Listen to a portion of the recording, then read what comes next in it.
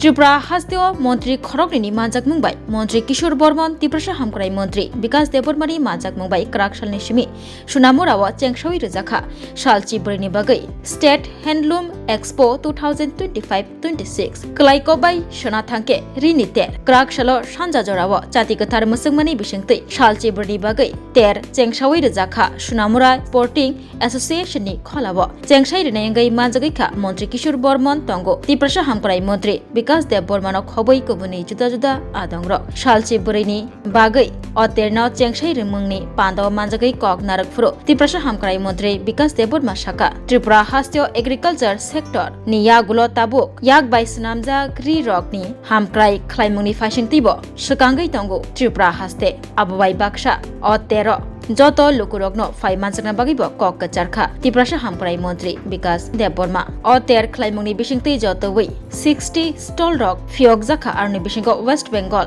আসাম কাশ্মীরনি বানিয়া ख्लनि रक सकपाइजाक ते याकनि स्नामैतो बुजाक रि रक स्नामलायि फाल्लाइ तंब्लाइमानि मांगपिलि काशाखा আমরা 14 দিন ওদের পুণ্যকে আমরা ওদের যে কাপড়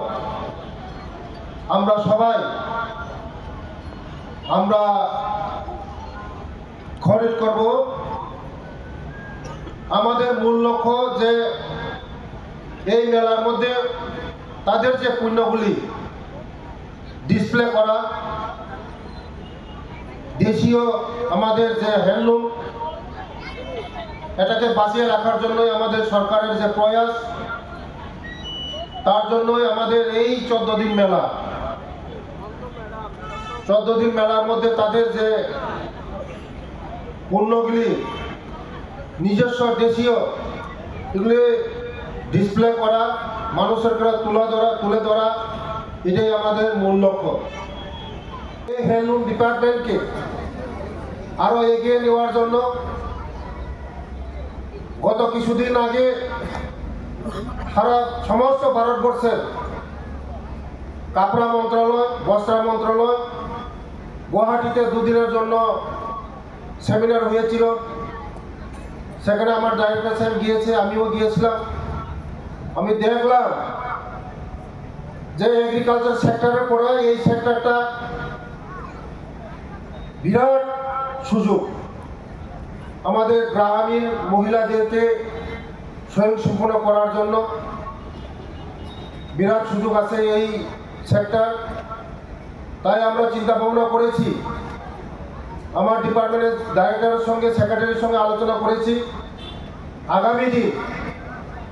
এই সেক্টরকে এগিয়ে নেওয়ার জন্য আরো আমরা নতুন আমরা প্রজেক্ট চালু করব এই সেক্টরকে আগামী দিন আমরা আরো ত্রিপুরা রাজ্যের কোনায় গ্রামে যারা হস্ততাঁতের সঙ্গে জড়িত আছে তাদেরকে ইনভলভ করব এবং আমাদের রাজ্যের জনপ্রিয় মুখ্যমন্ত্রী চেয়েছেন যে এই ডিপার্টমেন্টকে আরো এগিয়ে নেওয়ার জন্য তার জন্য আমাদের রাজ্যের জনপ্রিয় মুখ্যমন্ত্রীর নেতৃত্বে যে আমাদের জনজাতি মা বোনদেরকে আমরা সুতো বিতরণও করেছি আগামী দিন আরো এই ডিপার্টমেন্টকে এগিয়ে নিয়ে যাব আমার একটাই অনুরোধ থাকবে আপনারা সবাই এই 14 দিন মেলাতে আসুন সবাই যারা আমাদের শিল্পীরা আমাদের তাঁত যারা ভাই বোন নিয়ে এসেছেন তাদের যে কাপড়গুলি আপনারা খরিদ করবেন যদি আপনারা খরিদ করেন আমাদের যে টাকা আমাদের ত্রিপুরা রাজ্যেই থাকবে যদি থাকে আমাদের এই যে যারা পণ্য নিয়ে এসেছেন তারা স্বাবলম্বন হবে তার জন্য আমি অনুরোধ করব যে এই 14 দিন মেলার মধ্যে সবাই এখানে আনন্দ উপভোগ করুন আগামী দিন আরো এই মেলাকে আরো সুন্দর করে তোলার জন্য আমি চেষ্টা করব এই হস্ততাঁত এবং হস্তশিল্পের মাধ্যমে আমরা কিন্তু আমাদের ভারতীয় যেই সংস্কৃতি সেই সংস্কৃতিকে কিন্তু আমরা সারা বিশ্বের দরবারে আমরা কিন্তু পৌঁছে দিতে পারি। সুতরাং আমাদের আগামী দিনে আমাদের এই যে স্থানীয় বাজার, সেই স্থানীয় বাজারকে গ্লোবাল বাজারে আমাদেরকে পৌঁছে দিতে হবে। ই কমার্স এবং ডিজিটাল ইনোভেশনের মাধ্যমে আমাদের এই যে সেক্টর, এই সেক্টরের মাধ্যমে আমাদের লক্ষ লক্ষ যুবকের যে কর্মসংস্থানের যে পথ, সেই পথ কিন্তু আমাদের খুলে দিতে পারে। তার এতটাই সম্ভাবনা কিন্তু আমাদের এই সেক্টরগুলোতে কিন্তু আজকে আমাদের আছে। আমাদের ভারতবর্ষের জন্য কোনো নতুন নয়, আমাদের ভারতবর্ষের জন্য সেই ইতিহাস একটা গৌরবপূর্ণ ইতিহাস। আমাদের ভারতবর্ষের ইতিহাস শুধুমাত্র রাজা মহারাজাদের ইতিহাস নয়, আমাদের ভারতবর্ষের ইতিহাস আমি যেটা বললাম যে সারা বিশ্বকে বস্ত্র কিভাবে পরিধান করতে হয় সেটা শেখানোরও ইতিহাস। সুতরাং আমাদের ভারতবর্ষের তাঁত, আমাদের ভারতবর্ষের সুতো, আমাদের ভারতবর্ষের রং এবং আমাদের এই গৌরবময় বস্ত্র উৎপাদনের ইতিহাস মানে হচ্ছে শ্রমের ইতিহাস। আমরা জানি একটা সময় ছিল আমাদের ঢাকাই মসলিন, আমাদের বেনারসের রেশম, আমাদের খাদি, আমাদের পাটোলা, আমাদের জামদানি, এই নামগুলো শুনলেই গোটা বিশ্ব যেই দেশের দিকে তাকাতো সেই দেশের নাম হচ্ছে আমাদের ভারতবর্ষ। এবং আমাদের ভারতবর্ষের এই সমস্ত কাপড় ইউরোপের বাজারে, ভারতবর্ষে শুধু নয়, ভারতবর্ষের বাইরে ইউরোপ মহাদেশের বাজারগুলোতে ভারতীয় কাপড় মানেই ছিল গুণমান সমৃদ্ধ, ভারতীয় কাপড় মানে ছিল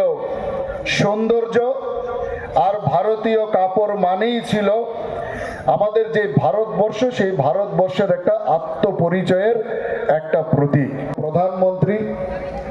আমাদের সামনে 2047 সালের বিকশিত ভারত গঠন করার সংকল্প আমাদের সামনে রেখেছেন। সেই বিকশিত ভারত গঠন কিসের উপর ভিত্তি করে গড়ে উঠবে? ভারতবর্ষের স্বনির্ভরতার উপর ভিত্তি করে গড়ে উঠবে, ভারতবর্ষের আত্মনির্ভরতার উপর ভিত্তি করে গড়ে উঠবে, ভারতবর্ষের স্বদেশী আনার উপর ভিত্তি করে সেই বিকশিত ভারত গড়ে উঠবে। সুতরাং ভারতবর্ষকে আত্মনির্ভর করে গড়ে তুলতে হলে আমাদের প্রত্যেকটা ক্ষেত্রকে আত্মনির্ভর করে গড়ে তুলতে হবে, যার মধ্যে একটা বড় ক্ষেত্র হচ্ছে আমাদের এই বস্ত্র বা বস্ত্র শিল্প, যাকে আমরা বলি। যখনই আমরা এই বস্ত্র তথা বস্ত্র শিল্পের কথা আমরা বলি, আমরা জানি যে সারা ভারত বিশ্বের মধ্যে ভারতবর্ষে একমাত্র দেশ, যেই দেশে প্রথম এই বস্ত্রের আবিষ্কার হয়েছে, কিংবা বস্ত্র কিভাবে পরতে হয়, যে দেশ সারা বিশ্বকে শিখিয়েছে। স্বাধীনতার পূর্ববর্তী সময়েও যদি আমরা স্বাধীনতা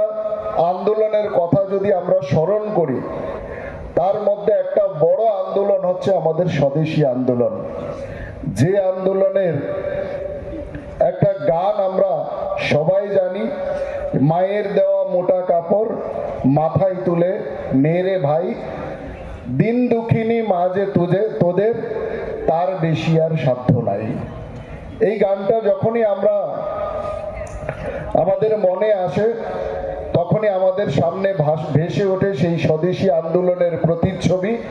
এবং আমাদের শিরা উপশিরায় সেই স্বদেশ প্রেম এবং স্বাধীনতা আন্দোলনের যে স্মৃতি, সেগুলো আমাদেরকে দেশ প্রেমের ক্ষেত্রে, স্বদেশী আনার ক্ষেত্রে আমাদের আরো উদ্দীপ্ত করে তোলে, আমাদের আরো উৎসাহিত করে তোলে।